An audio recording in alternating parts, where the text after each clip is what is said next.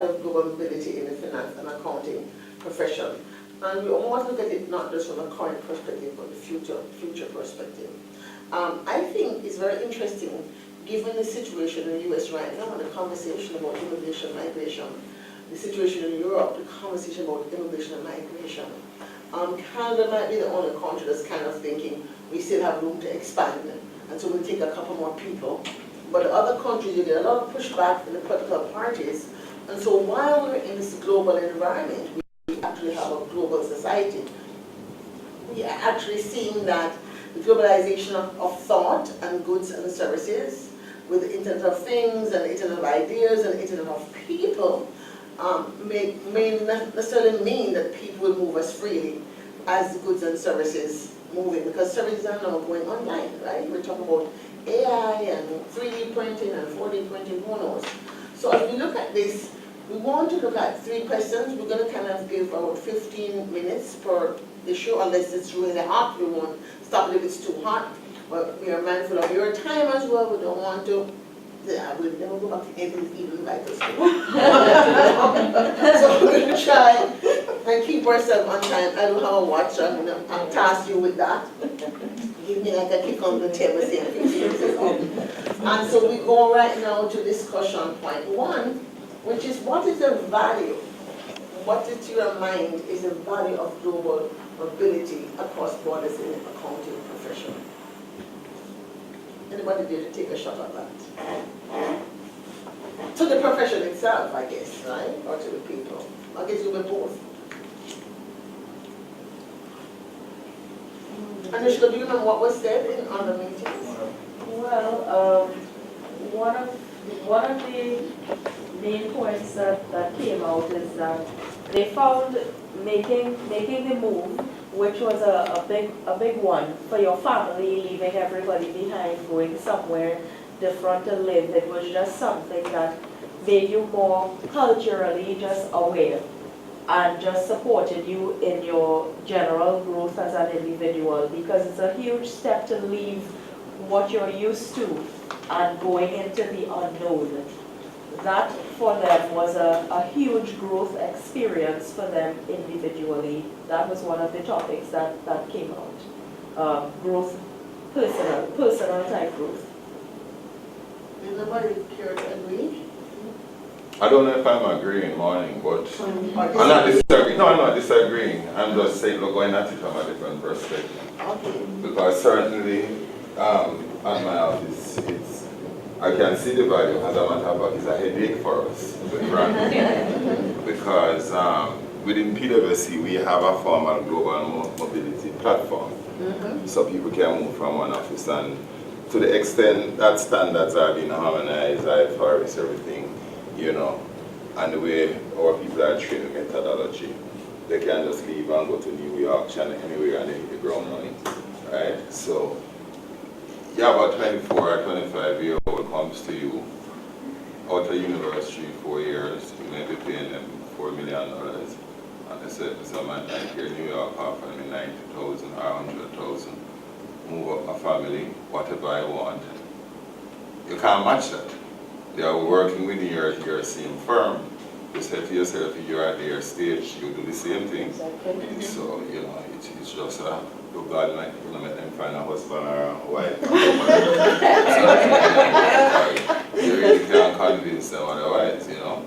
So there's a lot of value, you know, for youngsters, you know, because in Jamaica and the Caribbean, we are producing top-class accountants.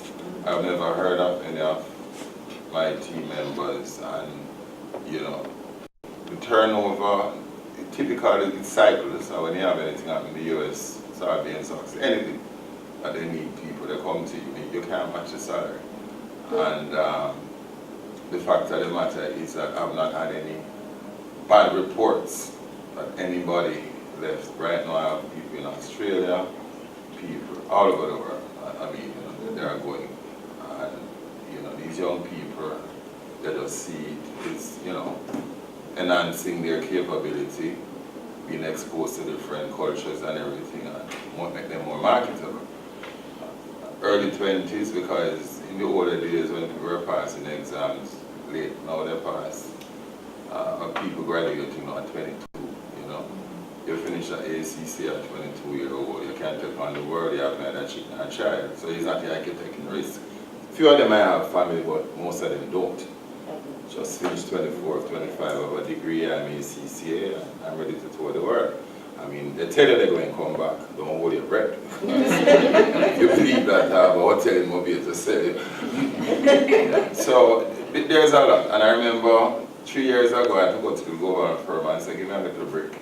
Because the rate of attrition was just too much. We just couldn't cope, and I asked them to just back off a little. So what I'm hearing is interesting then that actually Jamaica might want to see itself as a export mainland. We're known for exporting sprinters, they can start exporting accountants. Well, we are. But more intentional about it, I'm saying. Since you know that you're going to be losing so many, rather than trying to produce more, because the question is then, if this value is so high, are we attracting enough? What's the pipeline for attracting enough young people into accounting so that you actually do have the quality to give away, half of one and keep half for the region? I think, well, you mentioned from the family, I know you mentioned it, the single and some with family, but an experience I had when I was doing my master's at UWI, that these were islands, wanting CFO or senior managers, sent to UWI, sent to the executive MBA class, and you found that those who were single and could move easily gravitated, and I think that was so good. I really support that kind of move. Apart from the individual and the families benefiting though, I think the nation itself can benefit, the accounting profession. And I'm just recalling some interviews with persons applying for membership of ICAJ.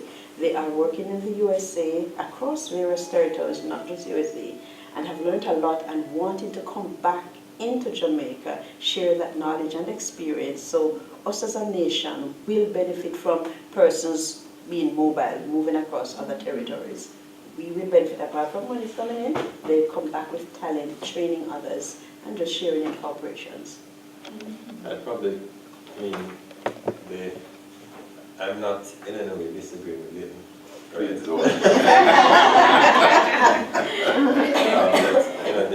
The perspectives can be different.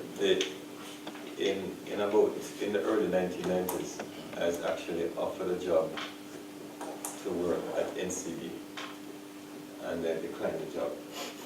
At the time when I declined the job, I would have been the second chartered accountant employed to the organization.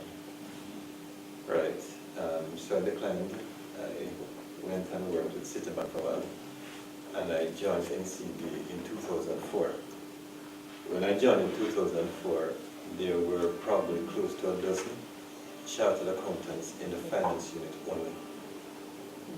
Right. Today, there are probably about a dozen chartered accountants in the finance unit, and there are chartered accountants doing non-finance jobs across the entire organization. Yes. Right. I think that reflects what has happened to the profession over the years. We have chartered accountants who are doing jobs which in no way leverages the potential that they have. We have chartered accountants who are in jobs and they're relatively frustrated. They're frustrated because they know they are capable of a lot more. They are in jobs which is totally unrelated in some instances to what they're doing. And some are doing stuff which they enjoy doing because being a chartered accountant was just an academic designation that they wanted, but their interest is not necessarily accounting. Right? So I just want to put that context against what Leighton says, which is a different picture for different organizations, as the case might be. At the same time, I'd say to you that mobility provides, at the end of it all, people have a responsibility to themselves and their families. Absolutely. And the concept of mobility provides options. And everybody wants options. Right? And I think what has transpired is that the mobility gives people a choice. Right? The challenges that you may have is, going to the US, for example, you may find that the acceptance of PCC problematic. But, you know, it's unlike us where you would accept anybody come here as a CPA, but the reverse probably doesn't happen. So I do have people who leave, take jobs abroad. Oftentimes they don't necessarily get jobs of the caliber that they necessarily have while they're in Jamaica, or it takes them a while, right? The exposure provides persons to see things that they've never seen in Jamaica. It's like surgery. You know, in a small country, if you specialize in a particular aspect of medicine, you probably do one surgery a year. But in a large country, I've seen people go abroad to the surgeon and they have a problem with the leg. They go to the doctor and he says, oh, you have a problem right at the top of the hamstring. I said, when are you going to do surgery? He said, no, I specialize in 3 inches just below that. I specialize from the top of the knee right to the knee. And there's another person who specializes right on the big toe only. Because why? Because there's critical mass. There's critical mass, so people can become a specialist in a particular area. In a small country, people can't necessarily specialize by industry. You can't necessarily become the kind of a subject matter expert. And I think the exposure provides that ability in going into a large environment, also being able to see industries, you know, which wouldn't exist here. We're going to get into the pharmaceutical industry, specialized in that. So I think it works. It works in many ways. The point I'm getting at is that global mobility is important for the profession because we are probably producing more professionals than we can fully utilize. In other words, PwC probably trains them and probably have a difficulty retaining them after training them, but there's a fairly large pool. Tell them you're an example. There's a fairly large pool of untapped potential within the profession. It's not dissimilar to law. People are doing law now not to be a lawyer, but it's an accreditation, right? And people are now doing ACCA. Why? Not necessarily to become a chartered accountant, not to practice, you know, become, and the fact is that there is